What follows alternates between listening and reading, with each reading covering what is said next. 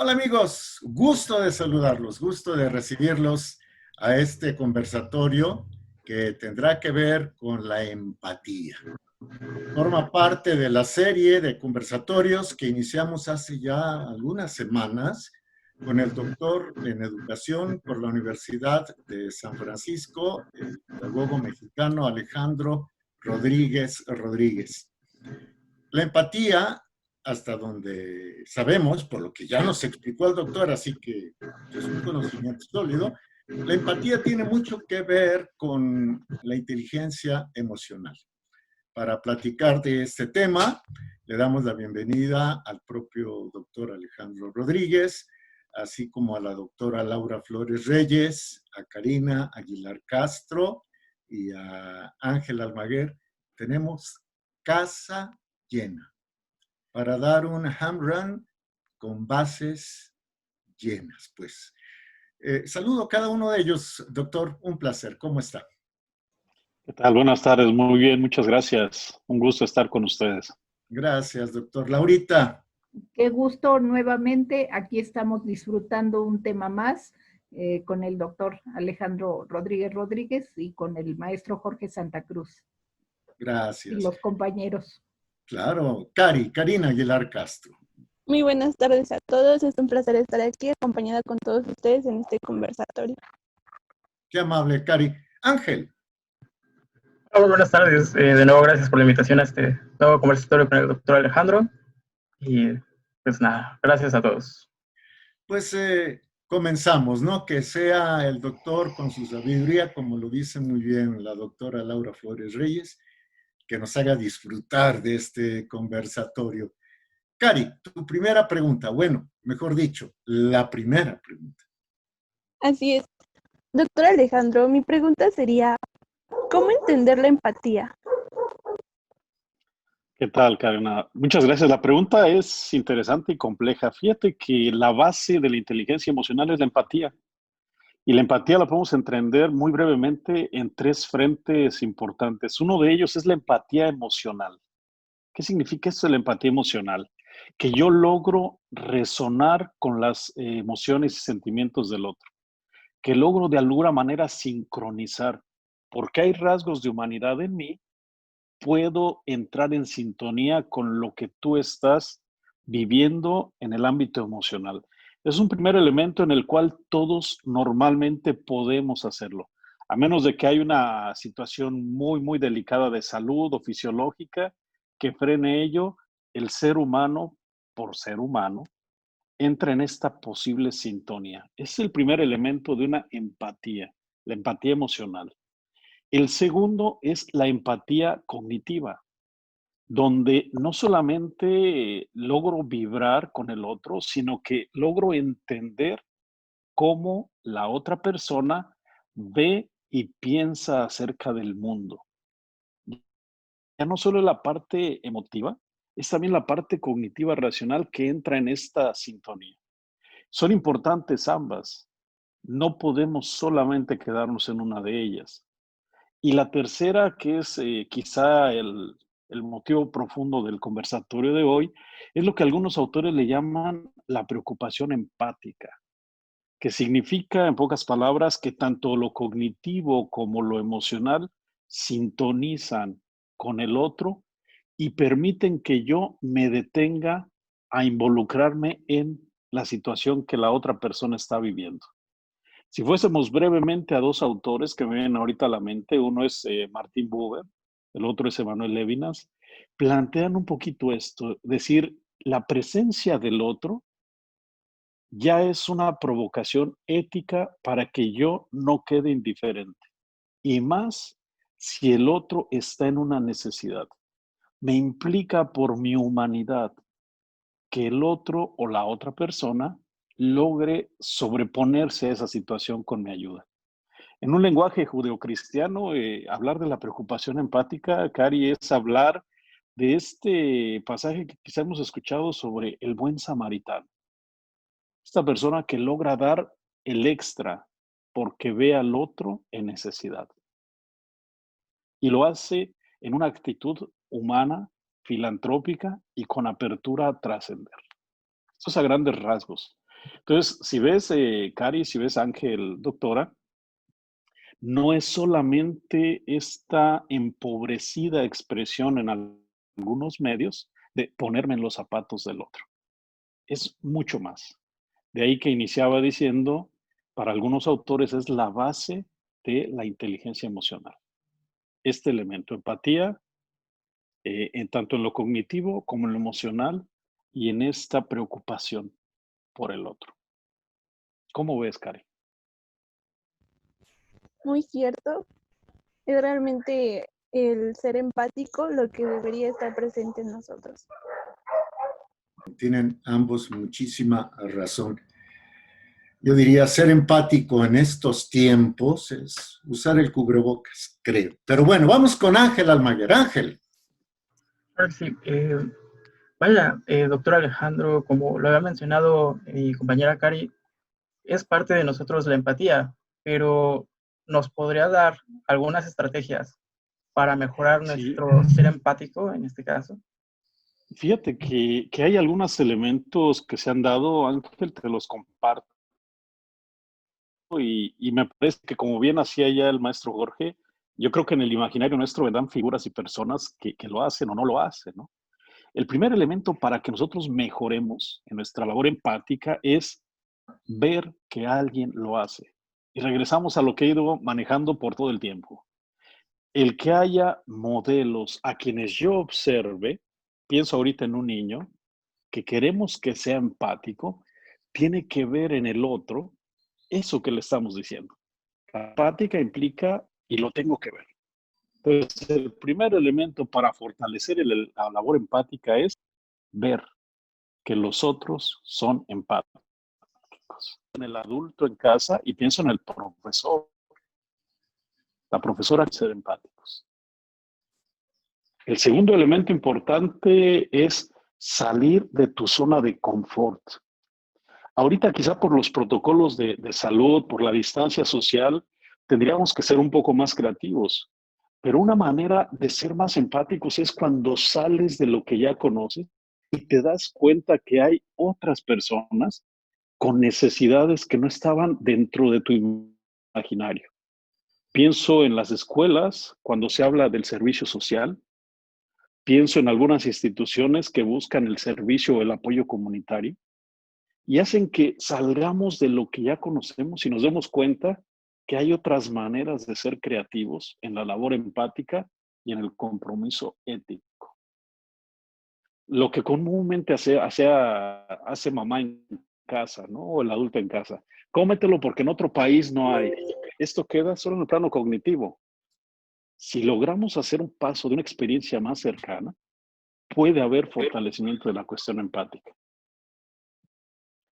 El tercero es la posibilidad de mirar al otro no solo a la parte de ideas, no solo a la cabeza, sino lo que antiguamente se decía, también al corazón, a las emociones y sentimientos. También el cuerpo habla. El lenguaje no verbal corresponde a un 80% de nuestro lenguaje y en muchas ocasiones es al que menos atención le ponemos. Es otro factor para fortalecer la cuestión empática.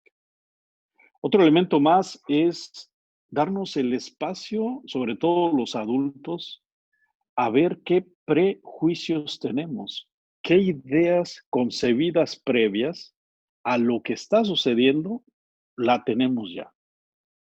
Sea por color de piel, sea por nivel económico, sea por zona donde vives, sea por lugar donde estudias o trabajas, suele haber prejuicios. El reto será ir siendo consciente de ellos para irlos desestructurando y darles menos fuerza a ese tipo de prejuicios. La otra que puede ayudar es la pregunta siempre abierta a algo más. Me parece que son elementos que ayudan, Ángel, no sé si los veas cercanos, porque de esto viene un elemento más, que tú dices, si logro ser empático, ¿cómo puedo irme midiendo en esta labor empática? Y es bien sencillo, bien sencillo de enunciar, tiene todo un proceso de crecimiento. ¿Cómo le hago? Lo primero es que te vayas dando cuenta, Ángel, Karina, doctora, de que eres capaz de ver el mundo desde otra perspectiva. Salir de ti ya te permite ir viendo. Algunos de nosotros quedamos atrapados en el discurso de me tienen que hacer caso a mí para que haya tolerancia, pero yo no estoy dispuesto a ser tolerante con el otro. Ahí no hay empatía de entrada. El segundo elemento es este labor de ir quitando prejuicios. Y tú sabes que en un diálogo y en unas actitudes se va percibiendo el nivel de prejuicio que hay. Será este ejercicio, el diálogo honesto con el otro, con el que es diverso y diferente. Otro elemento más es comenzar a entender los sentimientos de la otra persona. Y esto es una labor de entrar en mí y apropiarme de mis sentimientos, emociones, conocerme más. Y otro factor más es la capacidad, Ángel, Karina, de poder comunicar que entendí lo que tú has sentido. Algunos llaman esta estrategia de espejo, esta estrategia de repetir, verbalizando lo que me has dicho para que te escuches tú y me escuche yo en este proceso de intentar ser empáticos. Digo, a grandes rasgos. ¿Cómo ves, Ángel?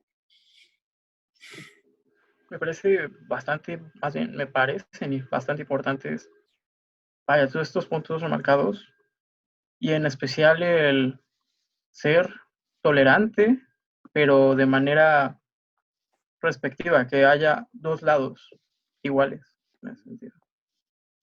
No sé ¿Sí? cómo lo Sí, vea claro. igual el licenciado Jorge. Sí, claro, Ángel, que sea una verdadera acción de comunicación. Comunicación en latín es comunicare, y comunicare es poner en común, es compartir no solo el pan, sino los sentimientos, la información, en fin, tienes toda la razón. La empatía entonces tiene mucho que ver con la comunicación o viceversa. Vamos con la doctora en Administración Pública, una docente universitaria de muchos años, la doctora Laura Flores Reyes. Laurita. Está silenciado el micrófono, Laurita. Si nos puedes hacer el favor. Ya está. Ser empáticos, doctor, estamos generando la habilidad de la conexión personal y esa conexión personal nos lleva a acuerdos y los acuerdos los veo desde el punto de vista también de incluir a la autoridad para lograr esa empatía y no dejar a la autoridad así como un ente alejado. Entonces la pregunta muy concreta es: ¿la empatía nos permite la habilidad de la conexión personal? Sí, creo que es una parte interesante de la empatía, doctora, porque me parece que hoy los discursos que encontramos en los medios de comunicación con agentes que tienen un peso importante por la posición que tienen en nuestra sociedad, pareciera que ser empático es solo aquellos que emocionalmente se conectan conmigo. Yo aquí sería llamar a rescatar la parte cognitiva y la parte de preocupación del otro, real. No basta el discurso que digo sí te entiendo, que es solo una parte de la empatía necesaria, y tampoco basta la otra parte desfigurada de decir siento lo que tú sientes, he vivido lo que tú vives, nadie más nos va a entender. Creo que no. Creo que hoy en México y sobre todo en quien tiene un cargo de autoridad, sea el nivel que sea la autoridad que sea, tendría que haber una real preocupación empática. Porque el otro esté en necesidad cognitiva y emocionalmente, me pongo al servicio para intentar subsanar esa necesidad. Y dígame si no, hoy en la sociedad mexicana, desde la más alta tribuna hasta la persona en el lugar más humilde, necesita esta labor cognitiva y emocional para hacer que México pueda sobreponerse a todos los factores que están afectando a la sociedad, a los que caminamos en la calle. Es todo un reto y de ahí que hoy me parece que este conversatorio, la fuerza es recuperemos la preocupación empática por el otro, no siendo ingenuos, siendo racionales, siendo inteligentes, pero tampoco perdiéndonos en nuestro individualismo donde si no me afecta, no me toca, no me mueve. Tiene que haber un equilibrio. Y entonces podemos hablar de empatía. Una empatía que nos permite ser mejor personas. Una empatía que hace que nuestro tejido social se fortalezca. Lo que hoy tenemos muy golpeado, muy debilitado y que ningún discurso desde ninguna tribuna lo va a restituir. Tiene que ser cada uno con nuestra preocupación ética por el otro. La invitación es a nuestra conexión personal con la empatía, los acuerdos, y bien dice usted, doctor Obuber, el otro. Muchas gracias. No, pues muchas gracias a ustedes y a la autoridad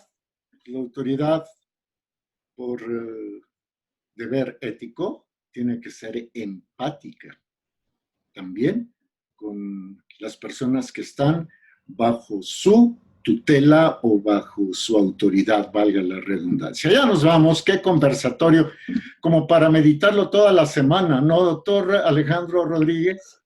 Yo espero que sí, que genere al menos esta sensibilidad, esta empatía cognitiva. Darme cuenta que el otro es empático, yo puedo serlo y nos podemos comprometer a una mejor persona, a una mejor sociedad. Pues muchísimas gracias al doctor Alejandro Rodríguez, quien es el alma de estos conversatorios. Gracias a la doctora Laura Flores Reyes, profesora universitaria. Gracias a Karina Aguilar Castro, estudiante universitaria. A Ángel Almaguer, también estudiante de nivel superior. Les dejamos el tema, reflexiónenlo y seamos empáticos. Creo que todo está en que seamos humildes, que razonemos, que no solo nos pongamos en los zapatos del otro, sino que lo acompañemos y que veamos en la medida de nuestras posibilidades por su bien, el bien del semejante. Aludía el doctor a la parábola del buen samaritano. Y si lo hacemos empezando por nuestra persona y después 2, 4, 8, 12 y 16, creo que se pueden lograr cosas interesantes. Como siempre, su servidor Jorge Santa Cruz les agradece, los invita a que nos encontremos muy pronto en estos conversatorios de educación, pedagogía, humanismo, con el doctor Alejandro Rodríguez y el resto de los panelistas. Hasta muy pronto, México.